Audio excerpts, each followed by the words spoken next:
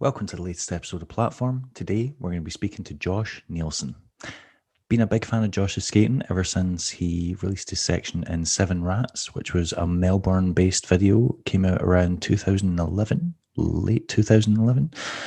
Since then he's had a bunch of online sections out and he had a part in Dom West's Vine Street Chapter 2. He has also been in China doing shows and was even in Scotland at one point visiting around 10 or 15, between 10 and 15 years ago. So bumped into him in person in passing. But he stayed with friends while he was visiting the country. Josh has been absolutely amazing for forever. He's really good at switching natural, great at park, really good on street, but until recently, he didn't actually have any sponsors. I thought that he was skating for USD, but according to his introduction section, he's actually only recently got on the team. So going to talk about that. Going to talk about his various parts over the years and his new section.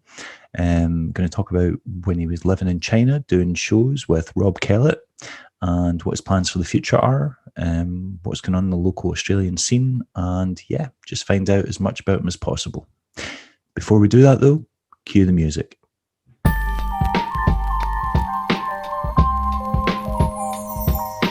platform. The platform. The platform.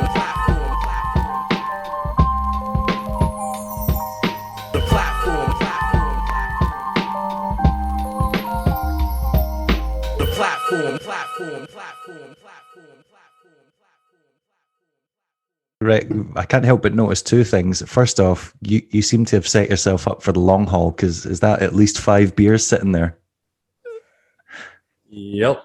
Okay. At least 5 beers there. Okay. Either you're planning on making this exceptionally long, or you drink really fast. But I'm intrigued to see which way this goes. All right. Second, it is not that cold in Australia that it justifies wearing a jacket inside.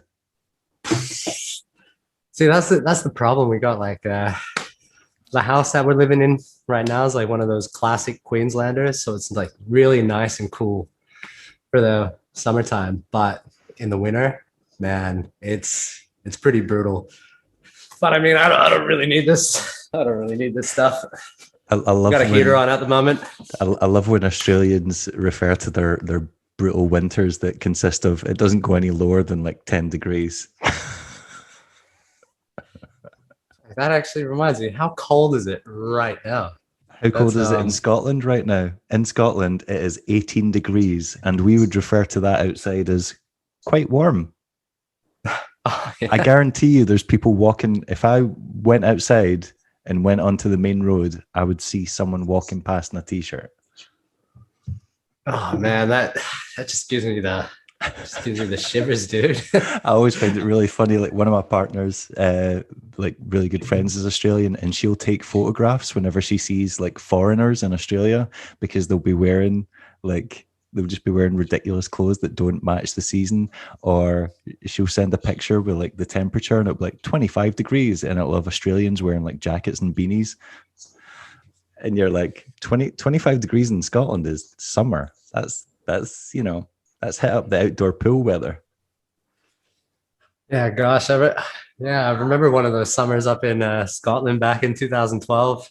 Well, you stupidly decided to go to Aberdeen, which, Aberdeen's, it's like one of the furthest north cities. Yeah, but I had my boy Lewis and Dan and like convincing me to come up, and I was like, yo, I'm gonna send it. I just went up. I think they might have screwed you over a wee bit. Didn't it rain like the majority of the time you were there? Yeah, actually it did. It did. It wasn't that great. Because I was out skating with Dan during the week, and I was like, oh yeah, I've got Josh on, he's coming on. Oh, because your part had just come out, your USD part had just come out, and I was like, yeah, I'm going to try and get him on. And he was like, yeah, ask him about Aberdeen, because they told me a couple of stories. So man, yeah, they told me they were trying to pimp you out to the Aberdeen girls on nights out, and they were trying to be like, oh, like give him a kiss, he's Australian. Yeah, far out. I got pretty loose a few of the nights with the with some of the boys there. The clubbing scene too was yeah, it was different. It was different. It's a weird place, and there's a lot of bars and clubs in like really close proximity. Like everything's on the space of like 2 or 3 streets for the entire city. So it's if you go out for a night, you don't really have far to walk from place to place. So that's good. That's good. You can get messy pretty quickly. Yeah. How was Wednesday night skate? Wednesday night skate. Oh damn. Usually I go every single Wednesday night, but for some reason yesterday I didn't go, and I had no good excuse. You cancelled on me yesterday. You cancelled on me for Wednesday night skate. Oh yeah, shit. Busted. Yeah. I mean, I had I had the intention of going to Wednesday night skate, and then I ended up it was a bit cold. Oh yeah, well, it was only like 15 degrees. It was I actually checked the temperature just now, and it's 8. 8. Oof, God, rough. Better get the gloves on. Get the gloves on. Yeah. Yeah, it's killing me. I've got like long sleeves on at the moment. Finding it very hard to empathize with people in Australia when it comes to weather. No. Hey, you just don't know what it's like to like deal with the heat that we get here. I've been in Sydney during the summer. What? When? God, 15 years ago, 16 years ago? No, maybe like 17 years ago. I was like 20, 21. Lord of the Rings, like the last Lord of the Rings had just came out, and it was so hot during the day that we went to the cinema to see Lord of the Rings just so that we could have air conditioning for 3 hours. That's how, Yes. Yeah, that's a good way to spend the afternoon, man. Lord of the Rings, 3 hours, man. I'm not really a sci-fi guy, but or fantasy or whatever genre that falls into. But British people were melting, and I was at Bondi for New Year's Eve and it was very even at night. At night it doesn't get better. It just gets like closer or like claggier or something. It's more humid.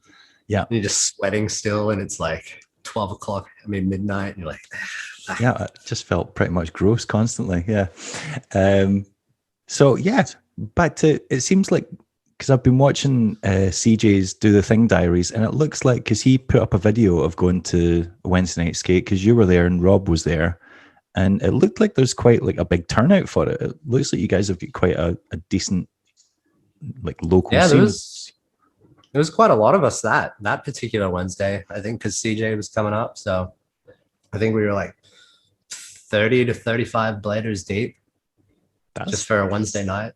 That's a good showing. Yeah. Yeah. It was good. It was good. Is that a regular thing to have that many people, or?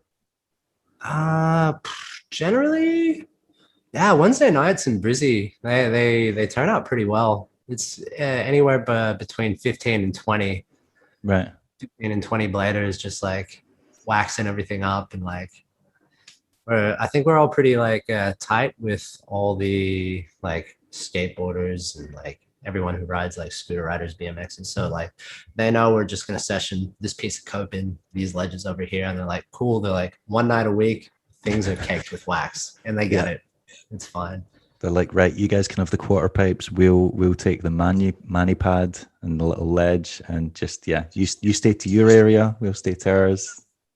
Yeah, yeah, it's good. The scene up here is really nice. That's why I decided to move up here. So, right.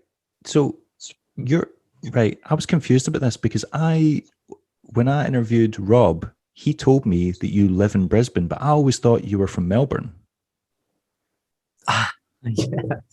Yeah. I listened to that interview, and I was like, why do you think I live in Melbourne? I'm not from Melbourne. Because of Seven Rats. Because I think that was like the first section I saw you in when it came out in like, I don't know, was it like 2011 or something? That's it. Yeah. Who was it that made it? Craig Smith. Craig Smith, that's it. Smith. When that came out, I just assumed that everyone who was in the video lived there, because obviously it had Robbie in it, and I know Robbie's from Melbourne, and Andy Plumridge and those guys. Yeah, they're all from Melbourne, but I think yeah, just yeah, I went down for like a weekend or whatever to like get some montage clips for the Seven Rats. And I afterwards yeah, Craig was just like, "Hey man, do you want a section?" And I was like, That that whole section was filmed in a weekend. 2 weekends? Oh right, okay, right. Still, Yeah, that's productive. yeah. Yeah. Yeah, we got pretty productive with filming. It was give me a sec, I just need to let someone in. No worries. Oh, yo, Robbie, what's up, man? Pretty good. Yeah, I took a lot of Voltaren that weekend, like Voltaren Rapid 25. It's like this kind of a painkiller to Okay. make your body not feel as much pain because I was eating it quite a bit. Just new spots, trying dumb tricks. You must have been in your early 20s then. You don't need pain relief when you're in your early 20s. You're just surviving on pure energy.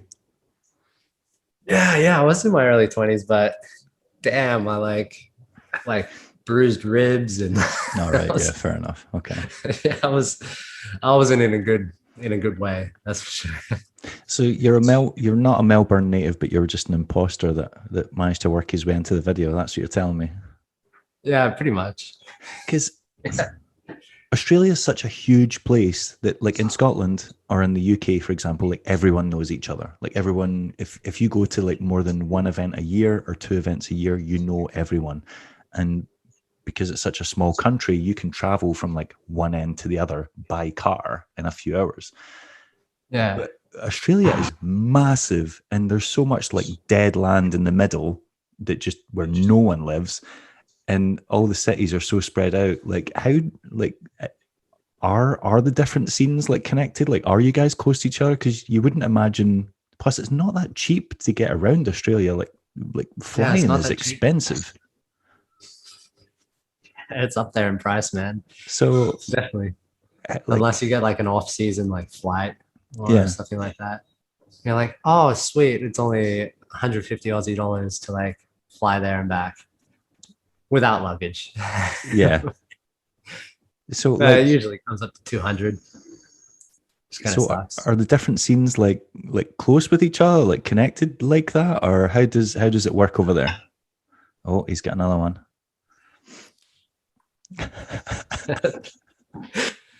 Thank you, sir.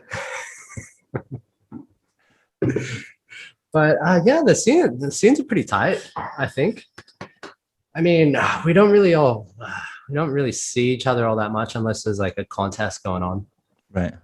But I mean, a lot of us are like talking to like Melbourne scene, Sydney scene, Yeah. even some of the boys over in Perth, which is like a 6-hour flight from here. Yeah.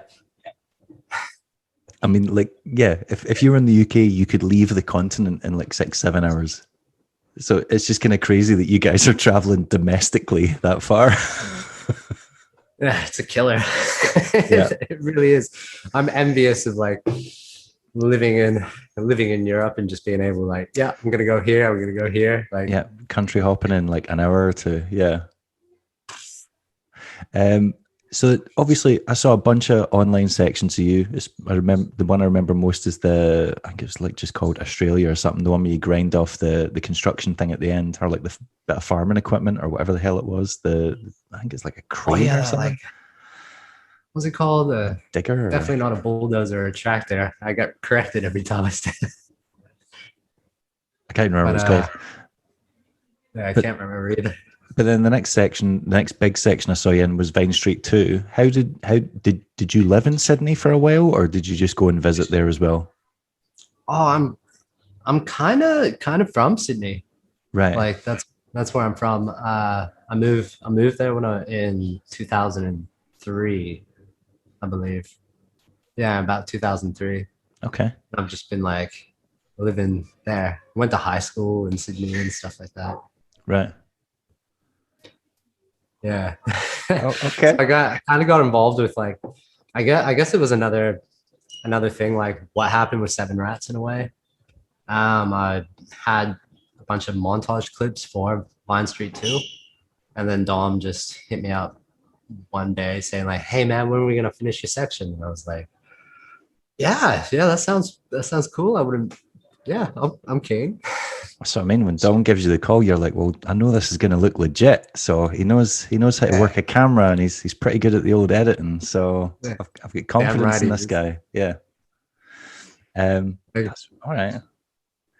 So did you it was spend a lot of time like skating with the other guys, or was it just Dom you were out with, or how did the sessions work? Yeah, I guess I did spend a bit of time like hanging out with the boys and stuff and having drinks and shit for like birthdays and crap like that. But yeah, I think I had like it was like Monday afternoon sessions that most of that got filmed on. Right. Yeah, and he hit me up in like January, end of January or something to like finish off this section or whatever. And I think I only had like 3 months or worth of Mondays. So like blah blah blah until I moved to Europe for a year. Right. Yeah. Oh, I think that's okay. So that's when that would have been right. Because I was going to say, because there's a Scottish guy living in Sydney that's in the video, Alan Dick, and weirdly he's from Alan, just yeah. outside Aberdeen, but he must have, so he was already living in Sydney when you came to Scotland. Yeah. Right. Yeah. That's so yeah, he weird. asked me about that. Like, why'd you go to Aberdeen? Yeah, he's like, why'd you go there? Yeah, there's hardly any street spots and the weather's terrible. One of the best skate parks in the world, right in Aberdeen. That outdoor one. The one down the beach. Is it the one down the beach? I don't know.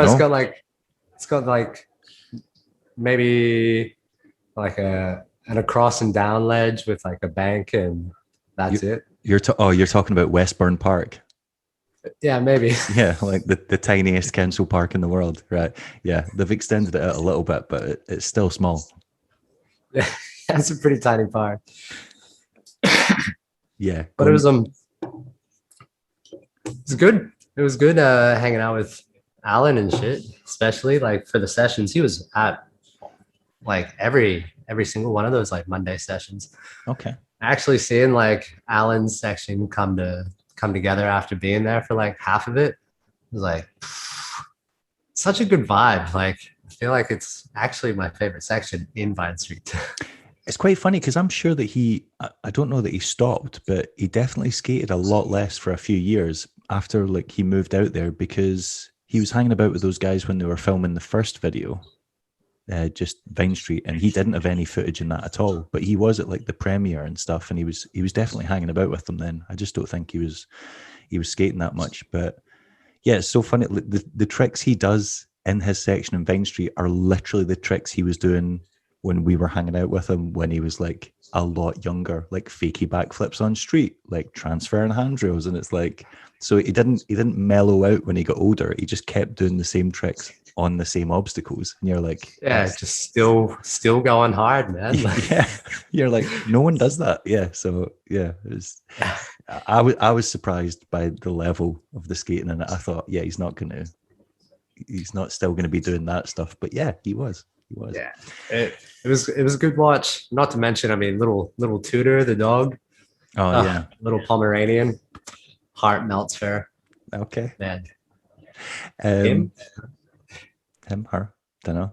I was quite surprised when your US introduction to USD section came out, because I thought you were already on USD, because you've been skating Aeons and Carbons for like when you came to Scotland. I met you briefly at, I think it was Evolution Skate Park or something like that, for like 2 minutes, and you were wearing Carbons back then. Yeah. So what's the deal with that?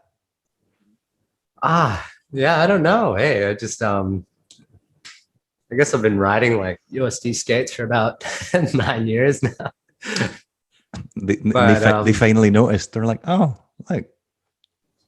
Yeah, I'm not too sure about that whole business. It's cool though. I'm just happy to be on the team now. What do you mean you're not too sure? How did you get on? Huh? How did you get on the team? Connections, man.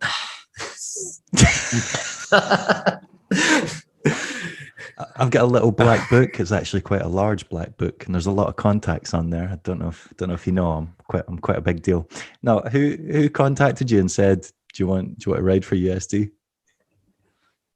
Well, I think, well, I just like, I guess when we were filming for the street section, like I didn't know it was going to be for an introduction at it. Okay. I was just had like half of it filmed so far, and I literally just did that like that topsole, the disaster topsole, and that Mizu in the same day. Right. And we were drinking beers at a pub afterwards to be like, yo, Rob, it's so sick that you've got like your clips. And Rob's like, yo, man, it's sick that you got like those tricks and shit. And I guess Robbie was messaging Eugen all of a sudden and just like, yo, what do you reckon about Josh being on USD? And I was like, man, don't message him that, man. And then Eugen ended up just being like, yeah, we've been watching him for a while and stuff. And then he messaged about like an hour later while we were pretty tipsy off of a few more beers. And he was just like, the big boss man says yes. And I was like, yo, really? Damn. That easy. So what you're basically saying is the only reason you got on USD is because Rob Kellett pimped you out. Pretty much. Yeah. Right. Pretty much. I don't know. I mean, that's just nice. I just like the skates, really. That's it. I mean, I can tell you've been buying them for pretty much a decade, but that's pretty wild. It's like it's one of those like you don't ask, you don't get mentalities. Because if Rob hadn't have said to Eugen, you know, what do you think? Then yeah, I don't know. I guess I would just be releasing a like just a street edit, like yeah. And no introduction to anything. USD would still have a loyal customer. You'd still be buying skates. So if you think about it, Rob's just cost them sales. That's the weird thing, though. Is like, shout out, thank you, Head On Skate. Head On Skate's been like kind of supporting me with USD skates for the past 3 years. Okay, they've been sending you skates. Yeah, they have. That's not cheap to send skates from Poland to Australia. Yeah, no, it's not. Really appreciate Miro. He's such a G. I just met him. I met him at the Chengdu and feast in Chengdu. Right. And we had a chat, and I was like, I don't know. I think he was just watching me skate, and we were having a drink later that night. And he just hit me up like, dude, if you ever need any more USDs, like, hit us up. And I was like, oh yeah. And I messaged him like 4 months later going, hey, was that a drunk talk or was it legit? And he's like, no, I got you, boy. And I'm like, okay, sweet. So about those skates, can I get those skates? Yeah. That's pretty wild, because considering how much it must cost them to buy them, it probably costs just as much to send them to you. I'm not sure how much the postage is and whatnot, but yeah, I don't think it's that cheap. Yeah. All right, fair enough. So you're not riding for anyone else, are you? Geez, or Blake? Like, I don't really know. I don't know. Like, who are you skating for? Anyone else? I love how you're like, I don't know. Yeah, I don't really know. Like, I guess it was like getting supported by Head On Skate. Right. Also, it's like Stay Rolling. Obviously. That doesn't count. That's Rob's brand. That doesn't. You don't get to include your mate's brands as a sponsorship. He's just hooking you up. That's not. No. Okay. Shout out, Rob. But we're not. You don't get to call that a thanks, sponsor. Rob. Although now he's your agent, because now he's hooking you up with skate sponsorships. So if anything, he's a handy guy to keep around. Yeah. He's my boy. Yeah. He's, I guess other than that,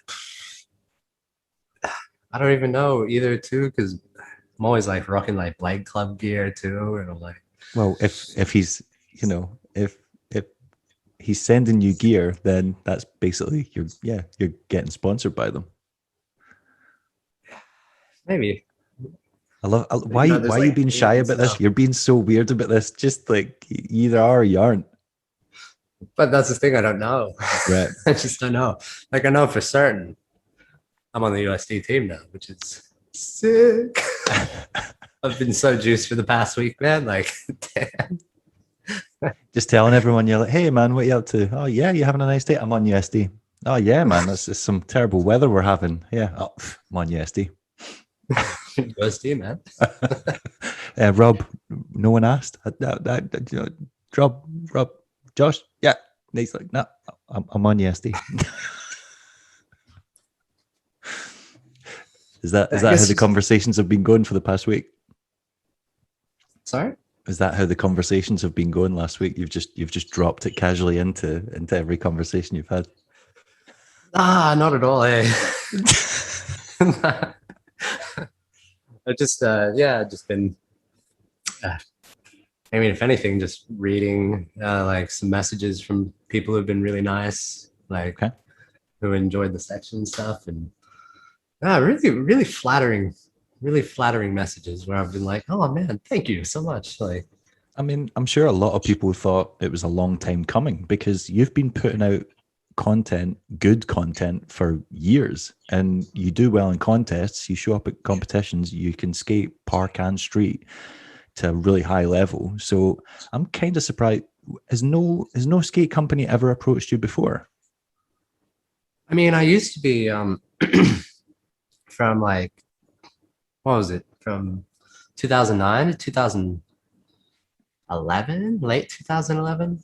I was sponsored by like the distribution company in Australia for razors. Right. Because I do remember you skating like the blue SLs before you started skating USD. Yeah. Okay. Yeah, I used to be on the razors hookup with ground control frames and all that stuff, but I don't know, just the shell sizing was a bit weird for me, and I tried on carbons for the first time. I was like, oh man, these are dope. They're like deshies with cuffs, man. I mean, they are deshies with cuffs. Yeah. They're renamed. I love riding deshies. Renamed deshies. Oh my god. Yeah.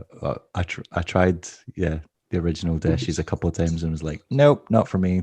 I like my ankles, thanks. I'll keep my limbs working. No. Yeah, but they got like, the sizing of every skate is like their own sizes instead of like plastic skates. Great. There's like two sizes in one shell. Yeah. That kind of. So your foot fits in it perfectly, but your ankle could potentially snap at any moment. Great. That's what I look for in a skate.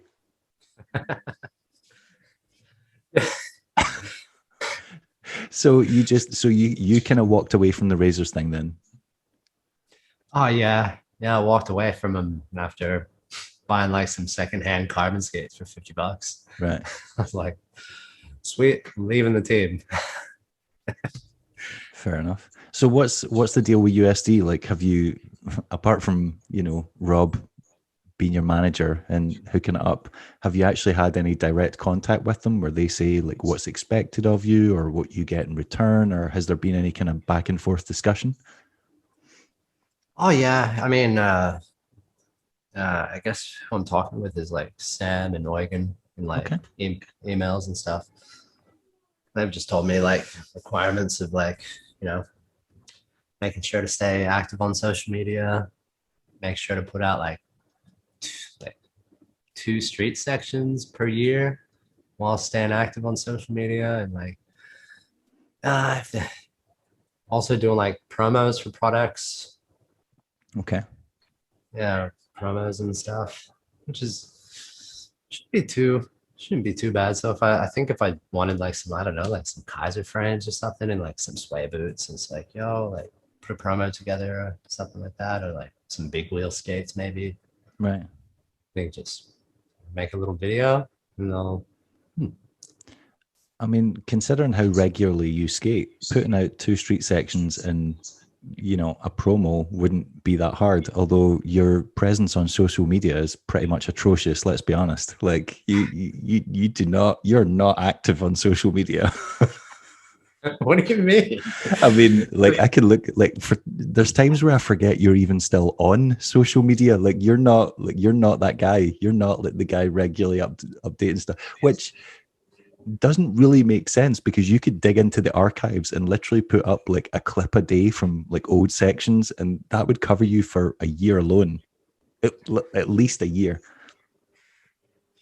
Oh yeah, You could but be like, like, here's my favorite clip from my Vine Street section, just put it up, or like da da da da. Like you could go Throwback Thursday. Like skaters love Throwback Thursday for some reason. You've got like a ton of footage for that.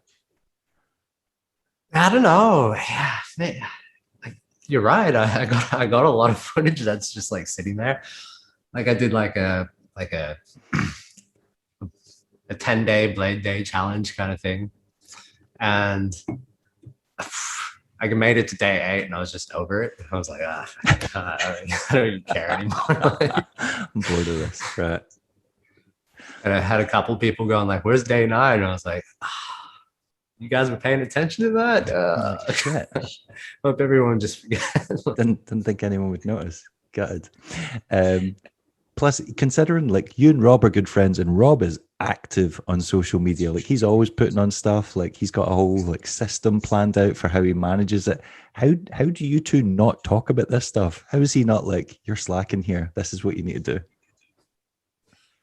Yeah, that's that's a funny thing because I used to be like not really active at all. Oh, Like social media. I know. Yeah. I mean, after Vine Street 2, it was like that was it. And like 2 years later, it was like being in Tianjin with Robbie and like one of our other mates who rides BMX, Josh Curry. And they were like, dude, Josh, pump Instagram. Like this, use these hashtags and like just do this. And I'm like, okay, my social media manager is like, I'll take your advice and don't start like just rolling through things. And I mean, it's not that hard to do when you're like living in a skate park, but exactly, like you're doing it anyway. You're living the life, and you've got a personal filmer. Like you hang about with Rob all the time. He knows how to use a camera.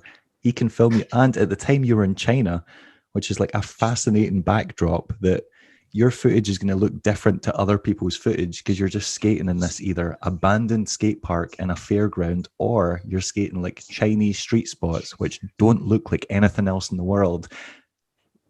Like you had it all there. You had everything you needed. Yeah, we did. Yeah, we had everything there for a while, but I guess not a lot of street skating got done in Tianjin in 2018 because we were just like doing that like rent a bicycle thing and not really skating. We're just exploring the city and stuff, and just drinking lots of beers. I was about to say exploring the city or just getting pissed up all the time. You know me too well. But I think I did a better job at like being more active on social media. I mean, recently it's improved, but yeah. Yeah, recently, yeah. Okay. So you said like nothing really came out after Vine Street 2. Did you, like, you were obviously still skating, but were you still interested in making sections after that, or like talk me through that? Like what was the mindset? Well, after Vine Street 2 happened, after I finished filming for that. Oh yeah, that's right. Damn, I was like living in Copenhagen after that. Okay. For like a year. Yeah.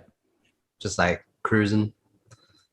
But it sucked because like I tore my PCL like 3 weeks into like living in Copenhagen pretty much. Okay. I was at the Roskilde Festival and I just blew it.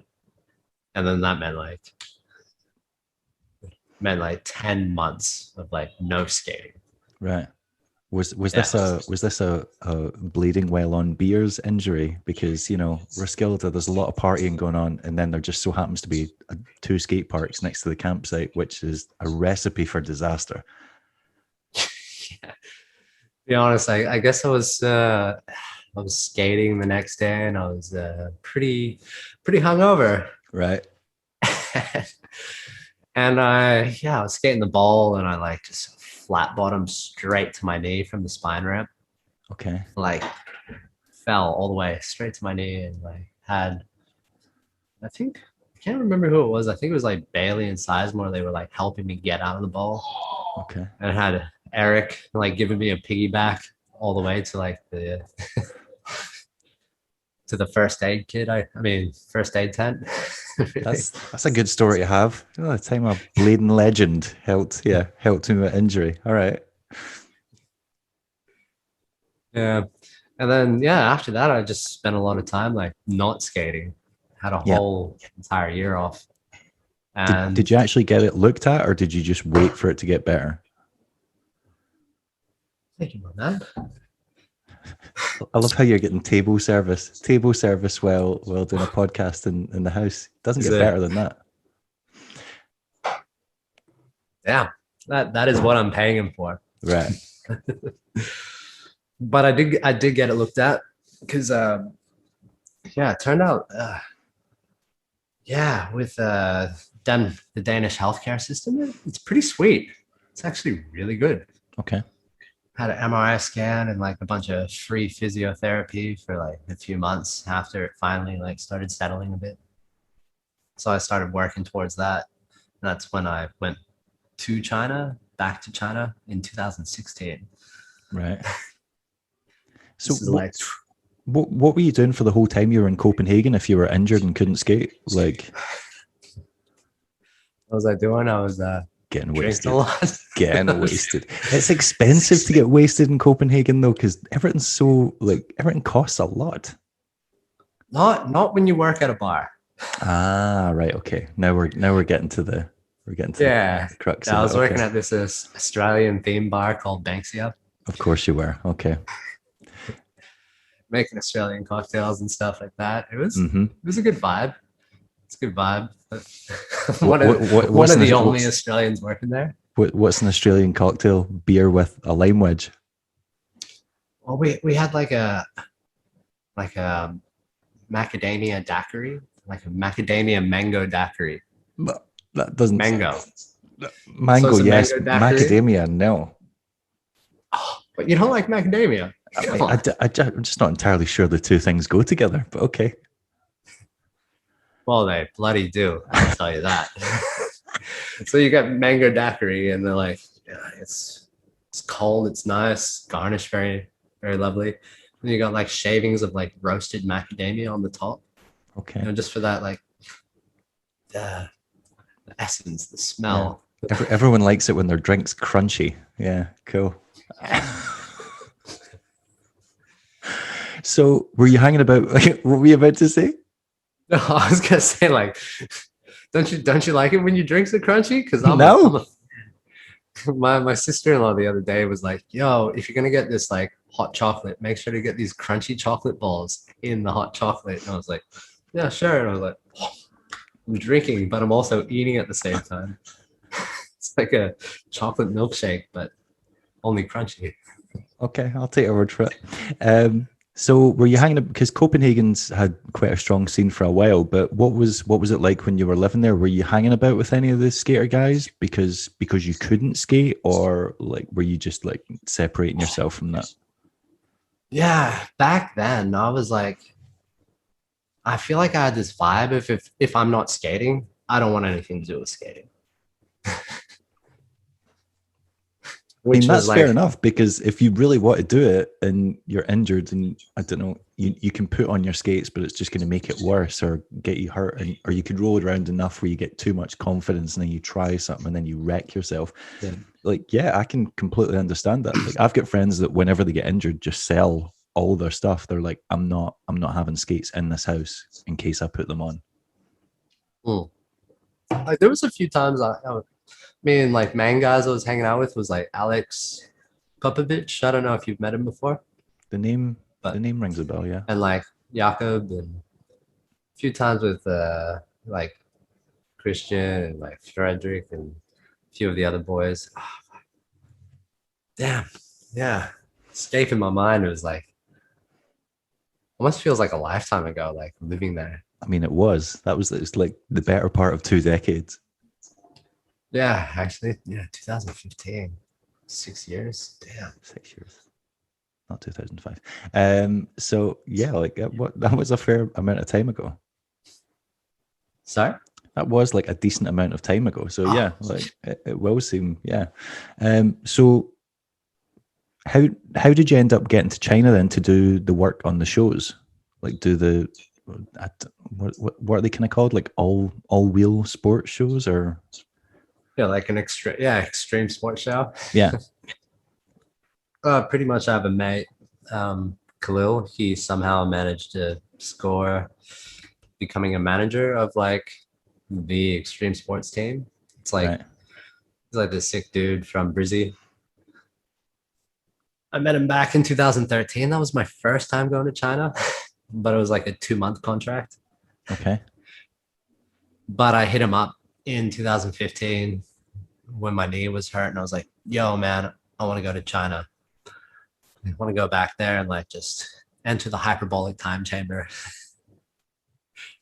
What me and a few of our mates joke about it being because you're like just skating every day for 6 months straight. Yeah. Become a massive park rat. You're like, but you feel good. Yeah. But we pretty much scored it through my mate Khalil. Asked him and he was like, "Yeah, man, we'll get you there." And I was like, "Sweet, okay." And then yeah, that's pretty much it. So like it must have been well paid or a good experience because I mean you kept going back. Oh, it was. That's what it was more about. Was just the experiences. It wasn't like that well paid. Right. You know, you're only like about 9.5 to 10,000 yuan a month. I have no idea what that is. It's about what would that be, about like 2,000 Aussie dollars a month or something like that. That's all right. 2,200. Huh? For rollerblading, that's like Yeah, it's like, yeah, when you think about it, it's actually not too bad, and like the cost of living over in China isn't very much, so you can live your best life and still save heaps of money. Rob was saying like you weren't even paying for accommodation, right? Were you not living in these containers or something? Oh yeah, we were living in like a dormitory rooms. Right. Usually Did it not just feel like being at uni? Like everyone's just, I don't know, young and hyped up and got like money to like spend and they're like, let's get wasted. yeah, payday every month was ridiculous. Right. You know, you're like, I'm gonna spend so much money tonight. And you like spend $40. Like in your head, you're like, but you've had the best night of your life. It's like, whoa, man. I don't know, it's such a vibe. Was there ever any getting into trouble while you were over there? Because obviously there's, you know, you've got a lot of foreigners in a country that you don't understand with rules that you may not necessarily be aware of. And then, you know, you're young and dumb and partying too much. Was there ever any like scary moments in that regard? Scary moments, I guess. Oh man, hey. Scary moments where I was actually like afraid. Well, not like afraid, but just like you're like shit, like that could have been bad. I guess there was a time in 2017 or whatever, where there was a contest in Lishui in the south, and like I went down there and there was a Sam Croft and Dan O'Gorman and CJ and like Nils and bunch of the boys were all there. Right. I was actually really afraid because like one of these dudes, one of these random BMX riders from like Australia, his name is George. He like I guess pickpocketed a case of beer, and Sam and Dano, they like took beers out of these fridges, and like I guess a few of people like walked out with like beers in their pockets and stuff like that. And I was like, oh shit. And like, yeah. Secure CCTV footage exists everywhere. Yep. So like that just got traced down. They're like, wait, there's only 6 foreigners in Lishui right now. It has to be these people. And I was so like, sure, it was a good night, but the next day I was like heaps scared, like, damn, am I not going to be able to come back to China? We're going to get a criminal record. Like, I want to come back and do these contracts. And like, I guess I was a bit more scared than I should have been, but Yeah. damn. I've Just heard had this. that. I've heard this story. Sam's actually told this story before, and the guy, the BMXer that did like because it was like a beer bottle shop or something, and you only paid at the end with like the number of beers Yeah, you had on the table. And apparently, the BMXer that did like the majority of the theft just like fled. He just ran. He just ran. Yeah. Yeah. Okay. He just pieced out. He left the city the next day. Yeah. Yeah, but nothing came of that, did it? Like, I think they just the event organizers. We just had to write apology letters. Right. And like, we are very sorry. We won't do it again. Kind of this and that and this. And I was like, Right.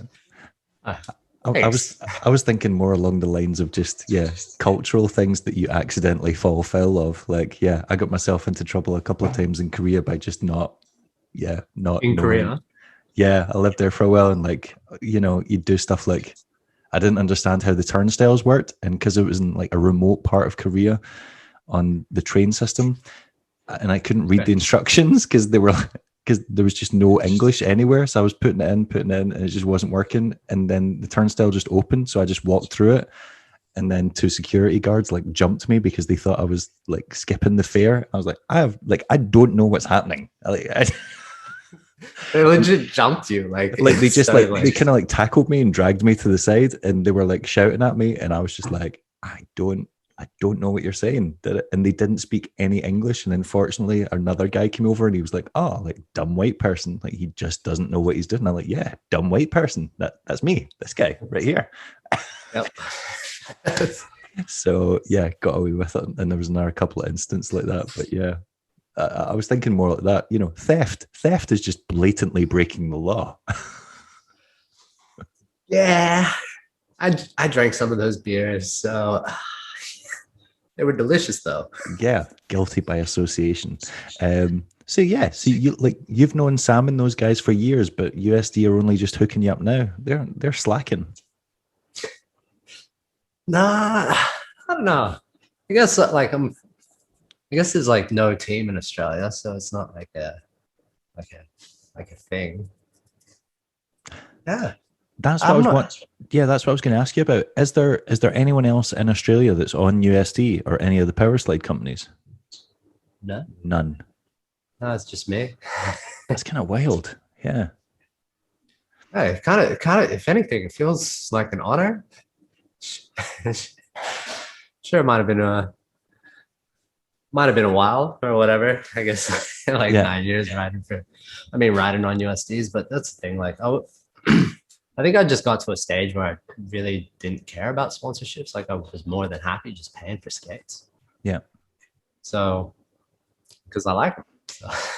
I feel like that's the kind of general vibe in Australia as a whole, because Australia throughout the years has always had amazing skaters, and there's people in Australia that you could argue are some of the best skaters that have existed. Like there's people like Ryan Arnold, who could be argued as one of the best street skaters of all time. You've got Gav Drum, who's incredible. CJ Wellsmore, after he won Winter Clash the first time, the next year he was unsponsored and like searching for a book company. And if Seba hadn't came along, that could have been it. Like, he could have just been... Someone else would have nabbed him up anyway. You say that, but he was trying out different skates. Like he was trying out Razor skates. He was trying, and like no one picked him up because it's so expensive to sponsor someone from Australia, because flying them to any event costs a fortune. Yeah, that's true. So you kind of feel like Australia's got the talent, but it's being punished because of its geography. Like being so far away from everything makes it just such an unappealing prospect for companies. Yeah, I would definitely agree with you there. Agree with you there. Like Ryan Arnold was amazing for so many years, and by the time Shadow wanted to turn him pro and give him a pro skate, well, he'd already been sitting on the sidelines for so long that he was just sick of it, and he was like, no. Yeah, that's such a joke, isn't it? like with the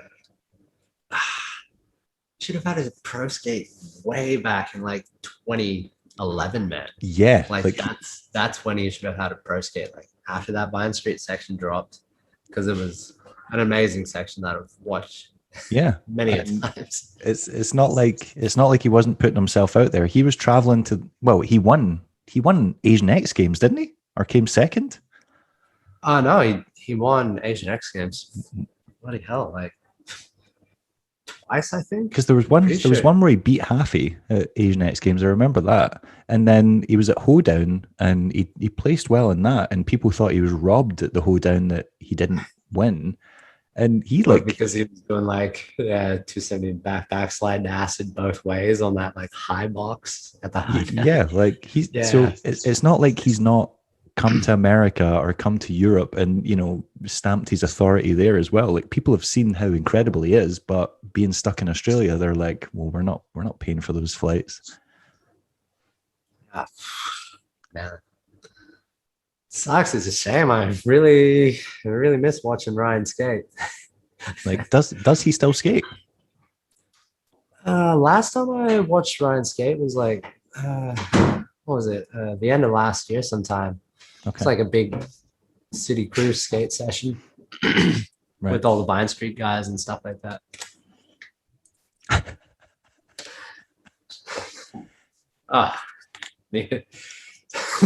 What is happening? He wants me to rotate these for him. What a guy. I mean, the idea is fairly straightforward. You take the bolt out, you turn it around, you put the bolt back in. Job done. Jeez. But yeah, he was rocking a pair of like Razor Colts. Okay. Like I don't know whose pair they were, but he was just rocking them. Just doing front twerks on a ledge, and finally got to a flat round. And he's like, "Yo, this is my fucking jam." And I mean, he can tap dance on rails, yeah. yeah, he's incredible at flat rails, balancing and stuff. I think because me and him actually like went to school like 3 suburbs away from each other. Right. Like the same age. I always thought it was funny because like one of my mates is friends with one of his mates. Okay. Yeah. But because I've had like a few different like, Just doing skate maintenance in the middle of the podcast. Multitasking. Oh, and he gets a beer for his efforts. You know, that's a good exchange. Yeah. There we go. So you were talking about Ryan Art, but even Gav Drum as well. Like Gav Drum is amazing. He's had sections in Valo videos. He was pro for Valo, didn't get a skate.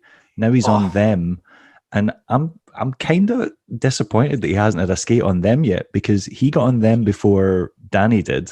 And you know, Danny's an amazing rollerblader, but you would kind of think that because Gav got on first, maybe he would get a skate first, but that's not the way it's worked out. And Gav is such an incredible skater. If he doesn't get a skate from them, I'm gonna be pissed. Like, I'm gonna put bets on Gav gets an next pro skate. Next, okay. If he doesn't, then I don't want to put too much of high stakes up. But let's say I'll drink half a bottle of tequila if he doesn't get the next pro skate. Oh shit! Either way, that's a good deal that works out, because if he doesn't get it, I'm going to start messaging you and being like, I want to see the video of this. I want you to put a video up of you drinking half a bottle of tequila. And legit, I will do it. Okay. Is that your way of saying you have some insider information that I don't? Is that you know what's happening over at them? Is that what you're saying? It's the only one that makes sense. True, but them have been quite surprising with their choices, because you know they gave Sean Darst a skate straight away. He was the first one to get a pro skate, which Sean is great, but it was still a surprise. And then, you know, giving Danny one before a couple of other guys in the team, you kind of think like more established people. You're like, that's so them seem to be, you know, going for the shock factor. Yeah. Huh. Yeah, I guess you're right there. Hey, them skates, Gavs, Valor for Yorks. Because Sean Kelso got put on them before Danny as well, I think. And Sean's not at a skate. Oh, I didn't actually know he rode Yeah, for them. he's I on thought he the was team. just like, I thought he was just jamming, He doing was. Sean Kelso things. I've got quite an interesting story about Sean Kelso. Actually, he was. Oh yeah. So he had the connection with Rosie's because they made the Basement Majestic 12, and he was meant to be the next pro announced on Rosie's at Winter Clash, not last year, the year before, like the last like real Winter Clash. And he flew over, and apparently somewhere between agreeing to be pro for them and flying to Winter Clash, he changed his mind and joined them.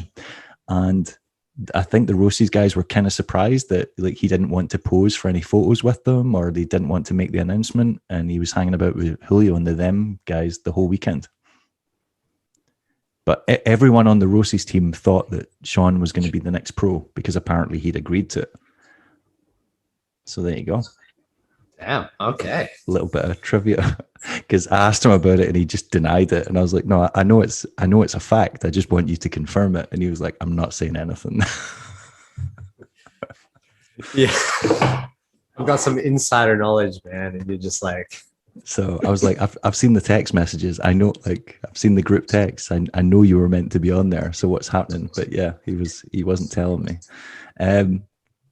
Are there any? So Australia's obviously got all these amazing skaters. Are there any skaters that you are surprised didn't become bigger, or you thought deserved to get hooked up, or deserved to go a lot further? Like, obviously we've talked about Ryan, talked about Gavin. Are there anyone else, like, throughout the years or even currently, that you're like, why are they not, why have they not been given more respect or whatever? Or like Aussie bladers. Or just worldwide. I said Aussie, but it could be any. But yeah, okay, give me one Aussie one and one other one. I mean, I can think of one guy because I've been skating with him quite a bit, and we had like an Uftathon skate jam where it was like games of skates happening simultaneously, and like. Yeah, it was like one big game of skate, and like the winner of that would like verse the next winner of this, and like this guy named Sam Bradley. Okay, you would have never seen any footage of him. He's amazing, such an amazing skater. He like kills it on street and park, but like I don't know, he just like lays low. Like yeah, it's hard to explain. I don't know. So there's no footage of him floating around. No, I mean he's got an Instagram, but it's like for his design stuff and stuff like that. Right. He doesn't really put up skate footage. The only skate footage you ever see of him is from like someone else putting it up. Maybe he's ashamed. Maybe he doesn't want anyone to know. Maybe it's his big dirty secret that he's a rollerblader. he meets his non-blade friends and they're like, "Well, what were you doing tonight?" And he's like, "Oh, I was just at the gym." Where did you get those cut shins? I slept on the bike. The step up box. Yeah. The box that you step up on. They're like, "Where did you injure your elbows?" Fell down the stairs. But yeah, probably, yeah, I would definitely say Sam Bradley. Yeah. Okay. And internationally, is there anyone whose sections you watch or like who you've met over the years and you're like, they are amazing? Why are they not on a pro team or have a pro skate or whatever? Who's made like the biggest impression on you? I feel like I've been watching a lot of it Instagram, because that's where all the rollerblading content is. I mean, inline skating. Sorry guys.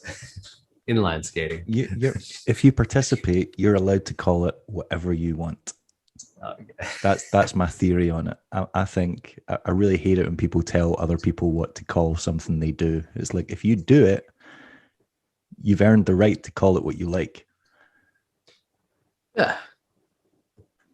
Call it whatever I want. Yeah. Yeah. I just have a friend that always corrects me on it. Nah, fuck that. Yeah, rollerblading's like pointing at me, going, it's a brand.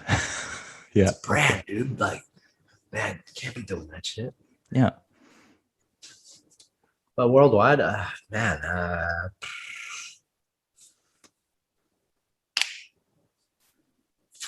feel like a lot of the people who I have been seeing on Insta lately are all like hooked up. Okay. Yeah, I can't think of someone who isn't like hooked Yeah, but up. some people are hooked up, but then they're just getting like, flowed or whatever. And then some people have been sitting on teams for years and it's just not going anywhere. Oh yeah, that's yeah, that happens sometimes. Like there's people I can name that have been flow for like 5 to 10 years, and I'm like, aren't you just bored of being like just get free skates once in a while? And I'm like, aren't you wondering why they don't think more of you? No, yeah, I can't actually think of anybody. Hey, Okay, I'll ask an easier question. Who was like, so you're obviously really technical. You can do like loads of tricks, switch and natural, which we've seen, in Vine Street in your recent section. Who growing up was like the biggest inspirations to you? Like, who did you watch and you're like, oh man, I want to be able to do what they can do. That's what I'm striving towards. oh geez, even when I was grown, because I started skating back in the, I know, but everyone remembers their first love. I mean, come on now. Like everyone remembers who their heroes were when they were that's little hard, huh? dumb Because teenagers. like my first like DVDs were probably like uh these Aussie DVDs that no one's ever really heard of called like Roller Vision 2004 Okay. and Oh, those are later ones, right? I was hoping you were going to bust out Crank and No More Mr. Nice Guy, because those were the shit. Nah. I wasn't around yet when like 3216 was out and stuff like that. But I guess I was like, oh, and like this DVD sucks. With Don't think I've seen that one. yeah, it's like another Aussie blading DVD. Right. I guess I used to watch a lot of um, just seeing clips of like Ian Brown and Hayden Watt, like Justin Buchanan, and Was Hayden Watt Australian? Hmm. Right, Yeah, he's because like, this came up in conversation because I interviewed Hayden Ball recently, and I was like, man, I'm always getting you guys mixed up because there's only 3 Haydens that I've ever heard of in my entire life, and they're all rollerbladers. So there's Hayden Golder, the photographer from Australia, who's a really good and used to skate for Rems. There's Hayden Watt, who had clips in the Mind Game video, and I think it was in Deshi's. And then there's Hayden Ball, and I was like, I used to always get you two guys mixed up because Hayden Watt, Hayden Ball, Hayden Watt. Like, there's not much in it. yeah. And how like many guys do you four-letter know? last name. I don't know any guys called Hayden. So like it was really easy to mix them up. So he is Australian. Okay. Yeah, he's Australian. How the hell did he end up in a Mind Game video then? He had clips in Mind Game video. I think he traveled to, I mean, like those actual spots that he had in the Mind Game video. I was actually watching Accidental Machines earlier today. Right. Yeah, like some of those spots are definitely like Melbourne spots. Okay. Huh. So I don't know. But I think he's traveled over to the States. I mean, He's definitely traveled to the States before and like banked up some sweet street clips and stuff. All right. You've still not answered my question. So who were the big inspirations when you first started out? Oh, yeah, those are like the Aussie DVDs. I'm not letting you off. Like you're gonna have to. Big inspirations, like people who I wanted to skate like, man. You know, ugh. Damn. This question shouldn't be that hard. It's not that difficult. Everyone remembers people they looked up to when they were younger. No, right? Yeah. Man, like we were watching like a lot of like Them Apples also. Okay. And like amazing Eric video. Bailey. Eric Bailey, like one of my faves, man. Also like that Mike Choley section in there too is just like off the chain. Yeah. I used to watch Them Apples on repeat like all the time and like watch like Bailey's third section, the secret section. Yeah. But constantly and stuff. And Yeah, I guess there's a lot of pro skaters who have been like, oh man, these dudes are sick, and like really loving watching like their stuff. No, like, yeah, God. And then you fast forward 10 years and Eric Bailey's giving you a piggyback to the, to the first aid kit. And you're like, man, Oh, I used to watch your sections on repeat and now I'm riding on your back. Oh no, that was my friend Eric Drew. He's from the Netherlands. That's not as good. Right. I thought when you said like Eric Bailey and Stockwell, but Bailey was helping me out of the bowl. Right. Okay. That's remember right. that. It would have been better if you're on Bailey's back, although he's a little guy, so I don't know how feasible that would be. It's hard to go past Bailey too, hey, because like I mean, 2006, man, he was running a train every contest. When he showed up on the scene for the second time, because he was originally on Rosie's. He was originally on USD or Rosie's. Rosie's like back in the 90s, and I remember seeing like the odd clip of him. But when he came back on USD and then later got on Valo, he was just unstoppable. Yeah. Yeah. I like Valo 2 section was unreal. Yeah. What are you doing? Yeah. Hey Dave, would it be awkward if you're gonna go to the toilet, aren't you? You're gonna do a toilet break. That's what happens when you have like 4 beers in 30 minutes. Yeah, it's horrible. Right, go for it. Is that all right? All right, sweet man. I'll be back in a sec.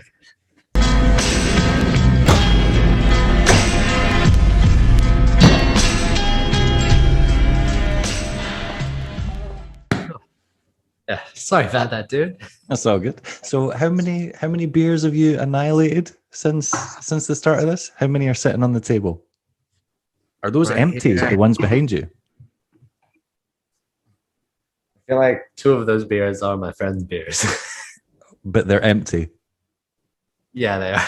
And then how many are sitting on the table that I can't see? There are 5 beers here. Okay. 8, going strong. Right. This is the perfect time to ask this question then.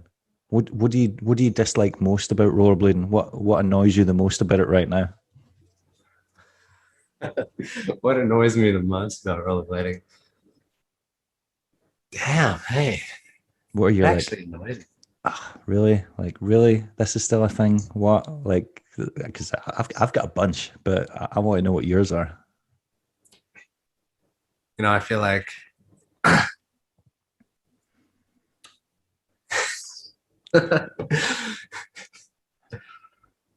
oh man, am I gonna get canceled? I mean, they can't really cancel you. You're so far away that if they cancelled you, would you notice? Yeah, probably not. I feel like what do I hate most about rollerblading at the moment? Hey, I feel like there's not enough shit talking. Okay. It's too much positivity. Too much positivity. Well, I mean, they've just reintroduced roller news. Roller news is back, so that could start swinging it back in the direction that you want things to go. I know. I could be messing around. I don't actually know. But whatever happened to constructive criticism, you know? It is quite funny that if you say you dislike something, you're instantly a hater, even if you give valid reasons for not liking something. I've always found that quite funny. Like, if you buy a product and you're disappointed by it and you say it publicly, they're like, oh, why are you hating on that brand? Or why are you hating? Or if you buy a VOD and you don't like it, and it's like, if you buy something, you instantly are entitled to an opinion on it. Like, if you go to a restaurant and you order a meal and the meal falls short of your expectations, and like the waitress is like, oh, did you enjoy your meal? You're within your rights to be like, no, like I didn't, and here's why. As long as you're not being a dick about it and like being abusive, there's nothing wrong with saying that.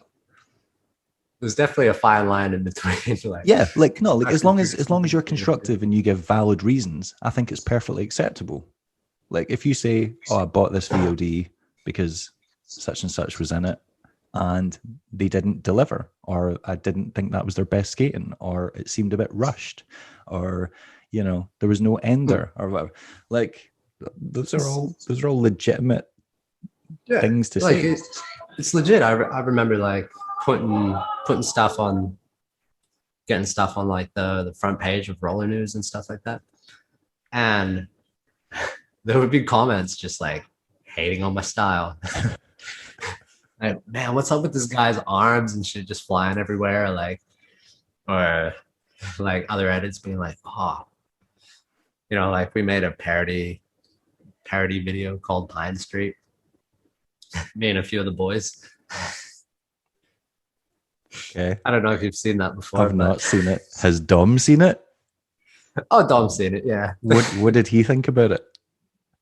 Oh, I remember him asking me about it, and he was kind of like, so why'd you end up going with that name for the edit? And I was like, well, it was like that whole Battle My Crew Australia like street competition edit. Right.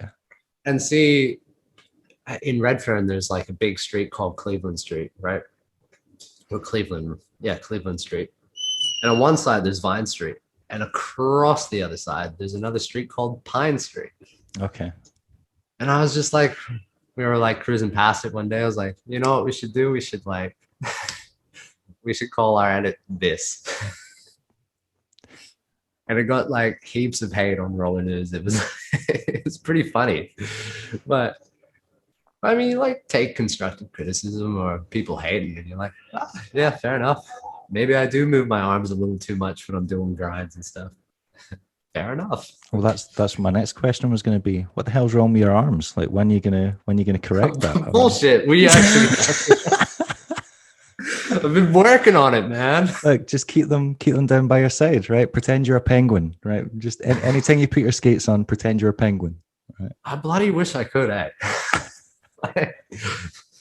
it's hard because like sometimes I'm doing tricks that I don't normally do, and like my arms flail up. Yeah. Like,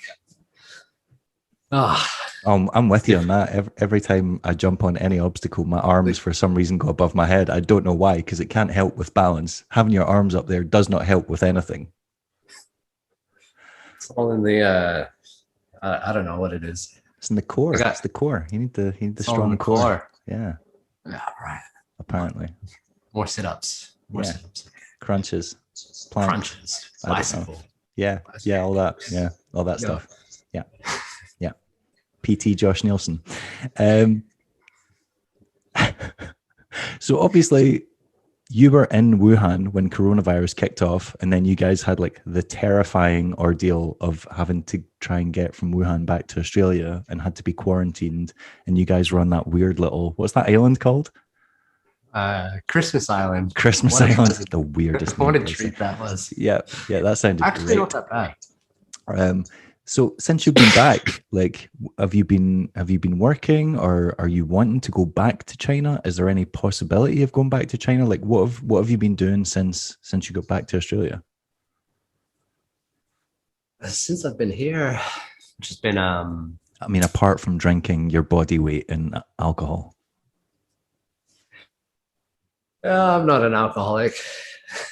It's what I never said. I said it was, social drinking. He says someone's about to hand him a beer right now. 3, 2, 1. What am I paying you for, man? What am I paying you for? What's going on? Who's this guy? Can't find good help anywhere anymore. It's terrible. But legit, I've just been, since I've been back after the whole ordeal, just getting that sweet Centrelink, man, like the doll. Okay. I mean, there's been a bit of time where I've like gotten off of it, had a bit of a. Did your friend just look at you? Did your friend just look at you and give you a side eyes to say bullshit? No, he's got something. Okay. But he's thanks, man. Oh, you've ran it. Oh, last beer, last one. Last beer. Here we go. But I've been working like odd jobs with like some friends and stuff. Right. Doing like metal fabricating or like gardening work, or at the moment what I'm doing is cleaning bins with Rob. Oh, for his dad's company, is that right? Yeah. That's just pretty much like 8 days a month or 7 days. I can't Wow. remember. Working just hard like or hardly working, right? Okay. it feels like those doesn't even feel like work because they're just like chatting about shit and then we'll do a bit of shit, do a bit of work, cleaning shit literally. But and then afterwards we'll be driving to another thing and we'll just have a chat about like this or that, skating and shit. And it's always a good vibe. Doesn't Nice. feel like work at all. So what are the plans for the future then? Has there been any talk of you guys being able to go back to China to do shows, or does that not interest you anymore? Like what? Jeez. I would love to go back to China, but I don't know. I don't know if my getting kind of old. How old are you now? 32 this year. Ah, you're all right. You know, 32 is All right. it's not that old. Yeah. I mean, wait, I got another 7 or 8 months until I turn 32. So Okay. it's all good. Yeah, I don't know if my body can handle all the skating every day Well, this is true. That is, yeah, that is a lot. and all the liver punishment, if you will. Well, you know, if you're going to burn the candle at both ends, that's the price you've got to pay. Yeah, it's like I don't know. I would love to go back. I don't know. Oh, gosh, another hard question. Maybe I'm just Is this the decisive. dilemma you've been having in your head recently? Being like, if they ask, do I want to go? Do I not? Yeah, because it like maybe a couple months ago, if you're like, would you want to go back to China? I'm like, yep, no problem. I go there like tomorrow. But now I'm like living in a house that I just moved in here about 2 weeks ago. That's why it took me so long to get the Wi-Fi. Yep. Wi-Fi up. Shit. So So it's like a blighter house. that's what's changed. You feel settled, and you're like, I like Yeah, this setup. Got my name on a lease, paying rent like an adult. It's amazing. Josh is all grown up. He's you know he's taking this responsibility seriously these days. It's taken a while. It's definitely taken a while. Hey. So if there's no China, what does the future hold? Oh, gosh, man. I think I'm just gonna be you know, I've been going I feel like I need to find something else other than skating because I've been putting a lot of my time into skating at the moment. All I'm doing at the moment is work, skate, drink with friends. I mean, I could think of worse lives to have. Yeah, as long as you're enjoying it. Watching anime and playing ukulele and stuff like that. But I feel like I need to like, you know, get another like up my qualifications in life. Right. Did you ever go to like college or uni or anything, or did you just finish high school and you were like, nope, done? I finished high school, but I also did like secondary education afterwards. Right. Do a like film and television degree. Okay. For like 2 years, but I haven't really done much with it. Fair enough. Like I had a bunch of camera equipment back in the day, and then ended up selling all of it for reasons. Okay. Was that to fund the Europe trip by any chance? No. Yes. Actually, yeah. Right. Yeah, that's exactly what happened. People have a tendency to do that. They're like, I'm just going to sell every single thing I own and disappear for, you know, a considerable amount of time. Yeah. Yeah. Yeah, that's what happened. That's what helped me go to Europe back in 2014 and had a blast and hung out with a bunch of peeps and hung out with a bunch of good friends. Yeah. Yeah. I mean, there's worse ways to spend the money. Like at least you've got those experiences that you can be like, hey, have you ever been to Europe and lived here? I have. Yeah, there could be way worse experiences. Like, yeah. I don't know. I could still have that like camera in my hand right now. Going like, I've never left Australia. Yeah. I'm telling people to get out of my country. And Yeah. for the for the dudes who've never left Oz, who Yeah. don't realize how good it is outside of here. Yeah. Yeah. I think there's that mentality no matter what country you come from. There's people that have just never left and don't understand, the context of where they are and the pros and cons of it. Yeah.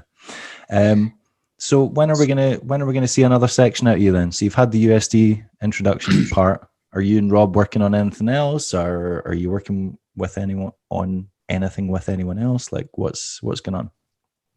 Hey Rob, am I allowed to say? Is Rob there? Yeah, he's here. Is he in the room? He's in He's in an he's adjacent in one of the room. rooms. Everyone's like jamming out in there, like having beers and stuff. All right. You're like, this sucks. But I'm in here. I want to be. I don't know if I'm allowed to say it. He might have said it to you when he had an interview with you about Neon Inline 2. Yeah. Hopefully. Okay. Hopefully it's going to be a bit of a jam. So that's going to be out before the end of the summer, right? Okay, I'll hold you to that. That's. Oh, sorry, not the summer. Your winter. Neon Inline 2 is going to be out before the end of winter, right? By the end of winter. Yeah. Oh, yeah, that's a tough one.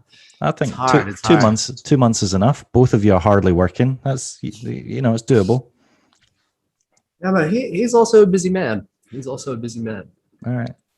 And the other guys have like jobs.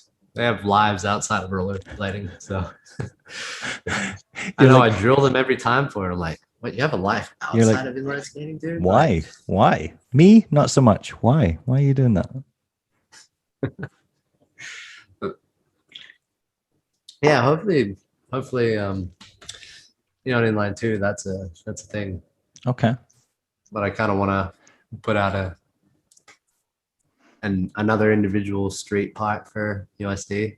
Right. Want to one up the section that I just put out. So I was a bit like I kind of liked it, but it was kind of like I feel like I could have had like a better variety or like more hammers, if you will. Okay. But that's all Well, good. I don't mean to hate on you, but you foot dragged the hell out of that disaster topsoil. But that's, Yes. My switch foot. Okay, right. I'll let it slide then. There was also a little bit of there was some stuff in there that we don't normally see from you. There was a little bit of like fucking around footage where you were like dragging your foot over the ledge in the middle of a line, or you were like swinging on scaffolding in the middle of a line. That I liked it. We don't normally see that from you. It's normally just tech. Oh, thanks, man. Thanks. Damn, yeah. Because like, I guess most of the time I'm always like, what I'm filming is like, I'm like, yo, I'm gonna be tech, do this. But when I'm not filming, I'm just like having fun and like messing around. Yeah.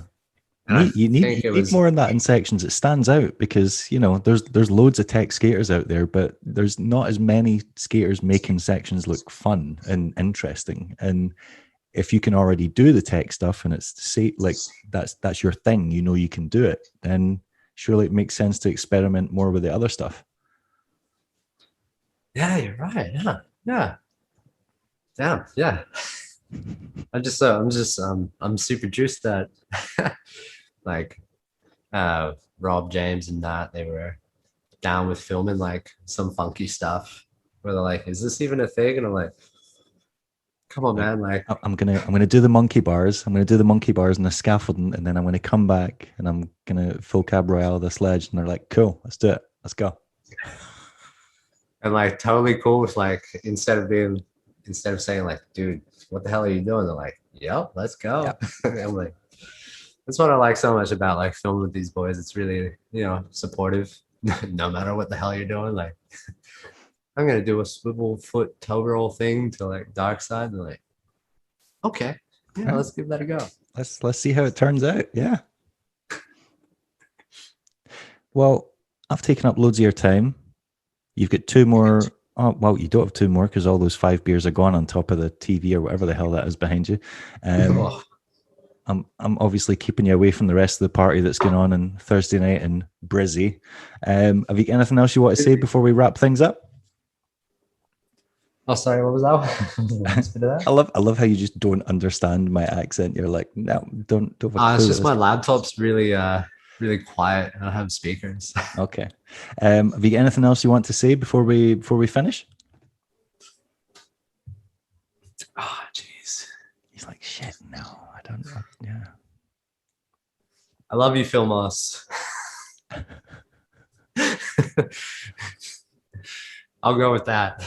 Okay, I think that's a good, incredibly Nah, man, random and place to like, leave it. and just like a huge shout out to like all the Brisbane rollerbladers for just welcoming me into the Brisbane scene. I'm really stoked about it. I miss a few of the Sydney boys too, from time to time. I don't know what Just a else. few of them, just a few of the Sydney boys. The rest of them can go fuck themselves. But just I miss a few of those guys. You're damn right, Dave. No, all the Sydney boys are sick. But yeah, I don't know. Yeah, I didn't really like plan anything out. I was just like, yo, what's I mean, up? I don't need an Oscar speech. It's fine. Okay, yeah. And thank you, USD Skates, for making the best skates in the world. Right. Ding, ding, ding. This is taking a dark turn. I'm cutting this now. Oh, Right. Well, in that case, enjoy the rest of your night, and yeah, thanks for taking the time to do it. cheers, Dave. Nice chatting with you, bro. Right. In a bit. Gotcha, man. You little ripper.